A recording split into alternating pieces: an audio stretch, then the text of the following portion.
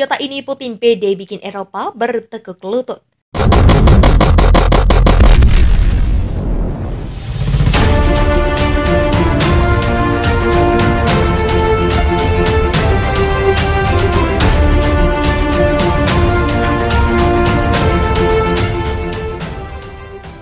Perang Rusia dan Ukraina telah berlangsung lebih dari 6 bulan. Kedua belah pihak pun saling mengklaim tengah unggul. Terkait hal tersebut, tampaknya Rusia masih memiliki amunisi yang patut diperhitungkan oleh Ukraina dan sekutunya. Presiden Rusia Vladimir Putin kini bertaruh bahwa meroketnya harga energi dan kemungkinan kekurangannya pada musim dingin ini akan memaksa negara-negara Eropa untuk mendorong Ukraina melakukan gencatan senjata. Hal tersebut diungkapkan dua sumber Rusia yang dekat dengan Kremlin. Cara tersebut menjadi satu-satunya jalan menuju perdamaian yang dilihat Moskow, mengingat Kiev mengatakan tidak akan bernegosiasi sampai Rusia meninggalkan seluruh Ukraina. Sumber kedua mengatakan Moskow mengira mereka sudah bisa mendeteksi persatuan Eropa yang goyah dan berharap proses itu akan dipercepat di tengah kesulitan musim dingin. Akan sangat sulit jika perang berlanjut di musim gugur dan musim dingin. Jadi ada harapan mereka akan meminta perdamaian, kata sumber itu. Belum ada tanggapan langsung dari Kremlin yang menyangkal Rusia menggunakan energi sebagai senjata politik.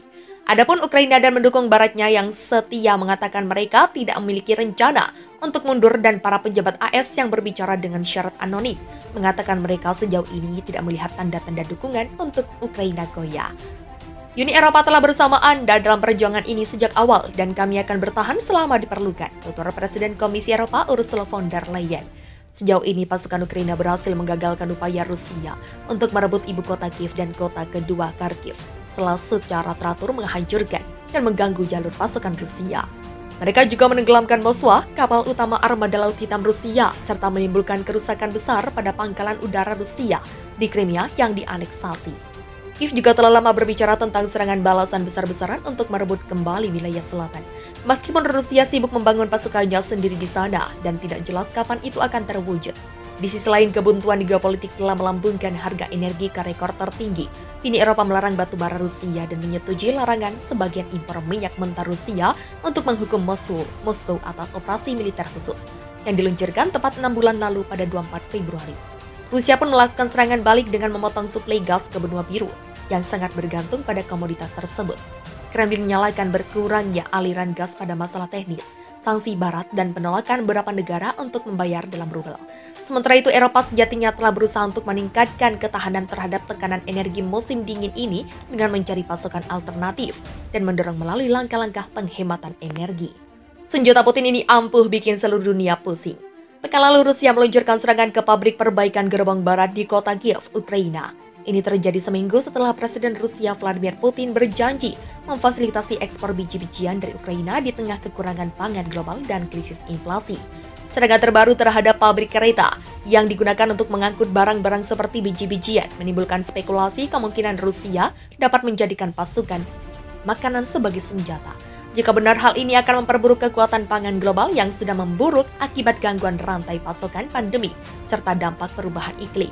Beberapa analis setuju dengan komentar Menteri Luar Negeri Amerika Serikat Antony Blinken bahwa Putin memeras dunia dengan menyandera pasokan makanan sebagai bagian dari strategis perangnya untuk mengakhiri sanksi dari banyak negara. Orysia Lutsevich, manajer Forum Ukraina di Rusia dan program Eurasia di Chatham House, mengatakan kepemimpinan Rusia adalah dalang dari kekacauan yang terjadi, tapi begitu percaya diri menyalahkan pihak lain. Serangan Rusia terhadap pelabuhan-pelabuhan utama seperti Odessa dan Mariupol Ukraina di awal krisis telah menghentikan pergerakan perdagangan dan peti kemas di Laut Hitam. Menurut Lutsevich, Rusia tidak hanya melumpuhkan kapasitas Ukraina untuk mengekspor biji-bijian, tetapi juga menyalahkan Ukraina karena menambang atau menanam ranjau terapung di laut lepas. Namun, analis Fredericks klaim dari Rajaratnam School of International Studies melihatnya secara berbeda. Bantahan Putin. Sementara itu, Putin telah membantah kekurangan pangan global disebabkan oleh konflik Rusia-Ukraina. Sebaliknya, ia menghubungkan gangguan pangan dan kenaikan harga dengan pandemi, serta negara-negara AS dan Eropa yang memicu inflasi harga melalui rangsangan yang berlebihan. Pertama, situasi dengan pasar makanan global tidak menjadi lebih buruk kemarin atau bahkan dengan peluncuran operasi militer khusus Rusia di Donbas di Ukraina, kata Putin selama wawancara dengan media lokal beberapa hari sebelum serangan. Wilayah Donbas meliputi provinsi Donetsk dan Luhansk di tenggara Ukraina, yang sebagian besar berada di bawah kendali separatis Rusia. Situasi menurun pada Februari 2020 dalam upaya melawan pandemi virus corona ketika ekonomi global sedang lesu dan harus dihidupkan kembali, tambahnya. Dia mengatakan Rusia tidak menghentikan Ukraina untuk mengirimkan biji-bijian. Terlepas dari apakah rute laut dapat diakses atau tidak, Putin juga menegaskan jika Ukraina memiliki banyak pilihan transportasi darat.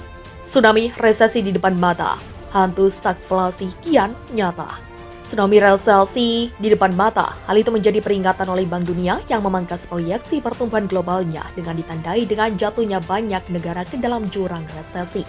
Kondisi tersebut diakibatkan ambruknya perekonomian sejumlah negara yang diperkirakan mengalami periode stagflasi seperti yang terjadi pada era 1970-an. Dalam laporan Global Economic Prospects terbaru, Bank Dunia memproyeksikan pertumbuhan ekonomi global turun menjadi 2,9% pada tahun ini dari 5,7% pada 2021. Angka proyeksi yang baru itu pun lebih rendah 1,2%. Dari perkiraan pada Januari lalu sebesar 4,1%. Bank yang berbasis di Washington itu pun meramalkan pertumbuhan ekonomi global akan berada di kisaran tersebut hingga 2024. Sementara inflasi melambung di atas target, alhasil kondisi tersebut akan meningkatkan resiko stagflasi. Adapun perang Rusia di Ukraina dan lonjakan harga komoditas yang diakibatkannya tentang memperparah pukulan pandemi COVID-19 terhadap ekonomi global. Bank Dunia pun mengistilahkannya sebagai periode pertumbuhan lemah yang berlarut-larut dan inflasi yang meningkat. Pertumbuhan di negara-negara maju diproyeksikan melambat tajam menjadi 2,6% pada 2022 dari 5,1% pada 2021. Sebelum melambatnya, lebih lanjut menjadi 2,2% pada 2023, kata laporan itu. Sementara itu, ekspansi di pasar negara berkembang dan ekonomi berkembang diproyeksikan turun menjadi 3,4% pada 2022 dari 6,6% pada 2021. Jauh di bawah rata-rata tahunan sebesar 4,8% dari 2011 hingga 2019. Pasalnya inflasi yang terus meningkat baik di negara maju dan berkembang telah mendorong bank sentral untuk memperketat kebijakan moneter dan menaikkan suku bunga untuk menahan lonjakan harga.